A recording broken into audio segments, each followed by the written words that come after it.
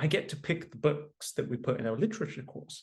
And I've had the pleasure of reading every single one of these books. So what I thought I would do is to create a little guide for those of you at home about the best books for first graders or year 2 in the UK that I think every kid should read.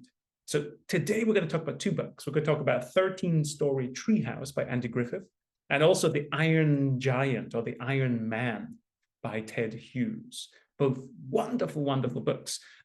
Let's talk about The 13 Storey Treehouse first by Andy Griffith. If you've never read this book, even as an adult or a teacher, go and read it, because it is absolutely marvelous. It is absolutely hilarious. That's the first thing. It's a book that is so full of creativity that it blows your mind. And I think that the kids really respond to that. I've seen them in classes with other teachers, in the classes I've taught, and even kids just reading this book, they really, really respond to the creativity. It's so visual, it's so absurd, and incredibly, incredibly imaginative. It's incredibly creative.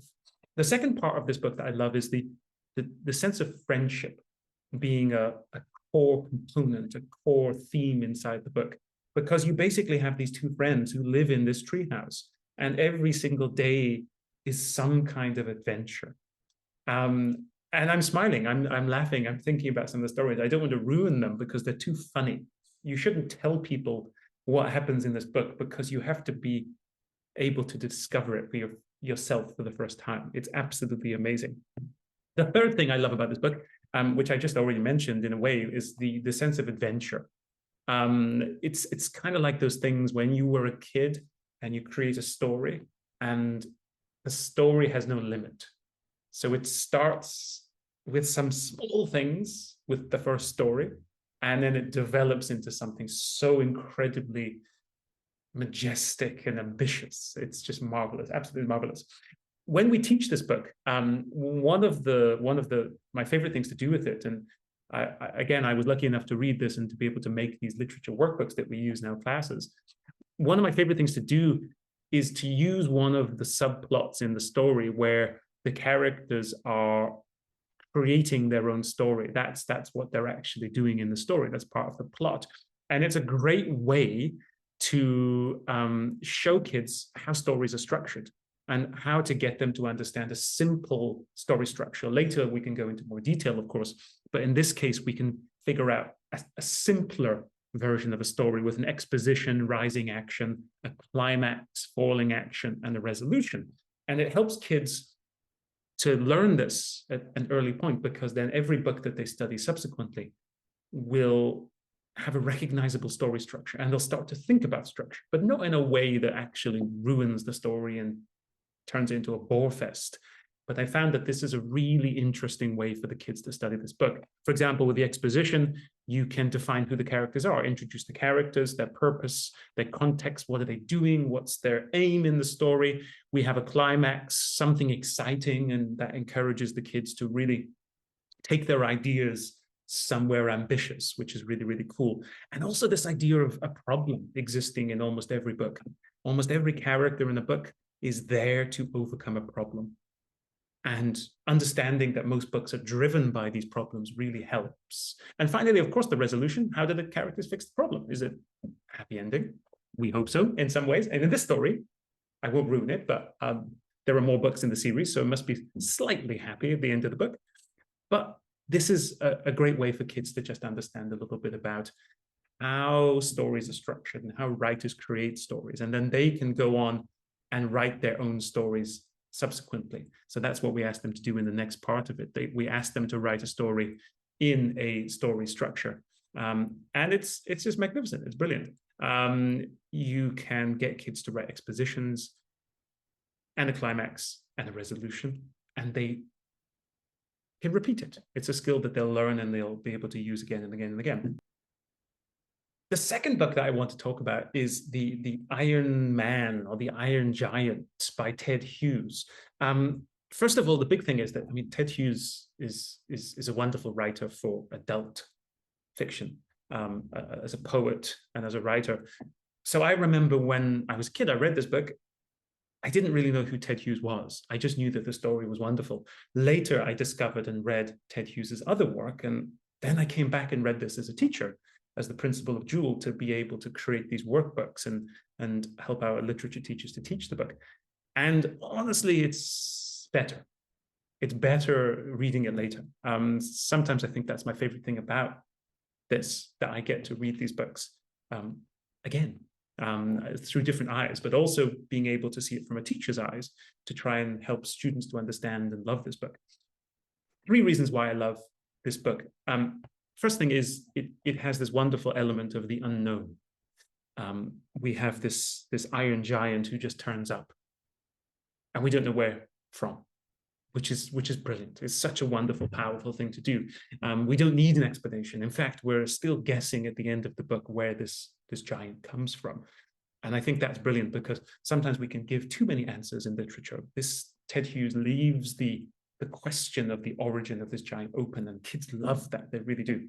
The second thing is this idea of redemption, which you'll see as the story progresses, not just in the Iron Giant, but also in the other characters, but particularly with the giant. He, or it, or she, we don't really know, is very destructive at the start of the story, and doesn't really know that it's being destructive. And that's a really excellent illustration of a redemption story arc. Even though it's an entirely innocent creature or being, it damages things and eats things like pylons and power lines.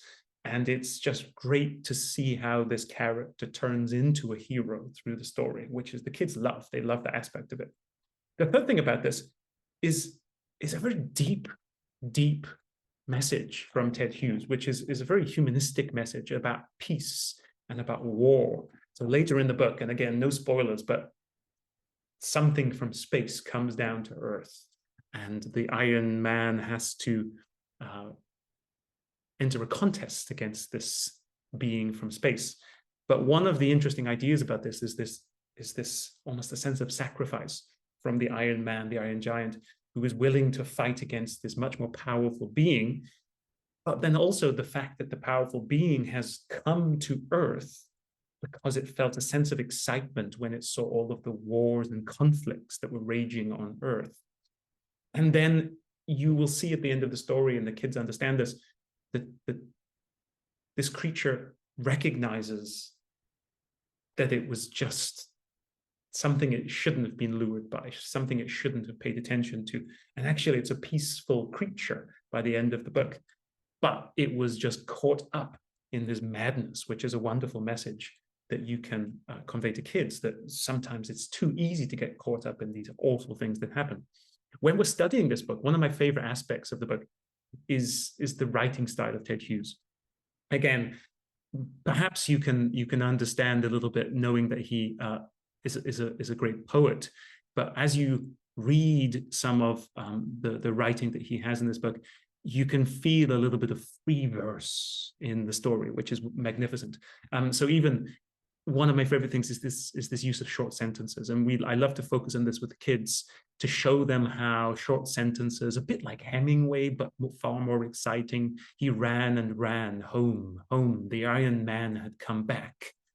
How these short sentences can really add a huge amount of excitement and drama to the story. And this is something that the kids can play around with. You can ask them to write their own sentences. So I gave an example right here. He raised his head. I covered my eyes. He saw me. And it's very exciting and very unnerving for the reader, but the kids can go ahead and write their own things with this. The second thing is about adding these details, these glorious descriptive details. At Jool, we always talk about the idea of being descriptive as writers, adding description and writing slow stories. Sometimes we find that kids naturally want to go race to the end of the story before they've really captured the reader and really developed the characters. And Ted Hughes is great for this, because if you take a look right here, a giant black figure, taller than a house, black and towering in the twilight, with green headlamp eyes. Great use of metaphors. Taller than a house gives a tangible idea of how big this creature is. And then also things like green headlamp eyes. You could easily skip this. You could just say it's taller than a house, black and towering, the twilight, but green headlamp eyes, not just green eyes, that would be unnerving enough, but headlamp shining out in the darkness. It's such a powerful, powerful image that Hughes creates. And it's great for the kids because the kids can recognize this. If you can help them identify them and see them, then they can recognize them in other stories, and they can, again, start to learn about metaphors at an earlier age. And it's just a brilliant book. It's a fabulous, fabulous book. So I would say, if you are looking for 2 books that you can get your first grader or your 2 child to read, then start with the 13 Storey Treehouse and the Iron Man or the Iron Giant. If you would like to know a few more books, if you go to the link below in the description, it'll take you to our website. And on the website, we have a huge list of books for first graders that you can use if you're homeschooling or you just want your kids to read more. You're a teacher, regardless, you can take a look and see some of those books. If you're a little bit stuck about how to teach these books, then of course you can take a look at our bookshop. And our bookshop has workbooks to help you actually study all of these books with your kid or in your class. Okay, I'll be back next time with some more recommendations from our book lists, but I hope you enjoyed it, and see you soon.